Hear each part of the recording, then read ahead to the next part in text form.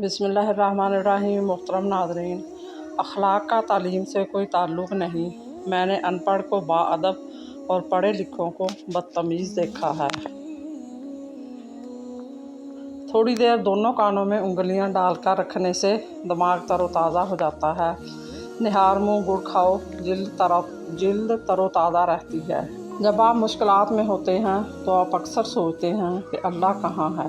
یاد رکھیے، امتحان کے دوران استاد ہمیشہ خاموش ہوتا ہے۔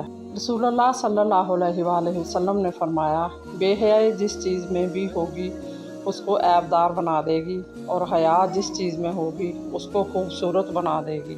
واصف علی واصف کہتے ہیں، خطرات کے باوجود زندگی وقت سے پہلے ختم نہیں ہو سکتی، اور احتیاط کے باوجود زندگی وقت کے بعد قائم نہیں رہ سکتی۔ بالکل، وقت کا پنچھی اور دریا کی لہریں کسی کا انتظار نہیں کرتے، یہی اصول عورت کا ہے۔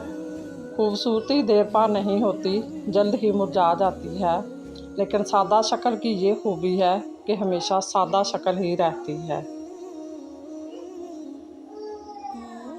لیمو چکھتے رہنے سے سگریٹ کی عادت ترک ہو جاتی ہے۔ دال کھا کر دودھ پینے سے پیٹ کی بیماریاں جنم لیتی ہیں۔ کسی نے بزرگ سے پوچھا، انسان میں کتنے عیب ہوتے ہیں؟ جواب ملا، بے شمار، لیکن ایک خوبی سب پر پردہ ڈال دیتی ہے، اور وہ ہے زبان پر قبض۔ پیار، اعتبار اور دہاڑ، اس میں کبھی ڈنڈی نہ مارنا، سونا بن جاؤ گے۔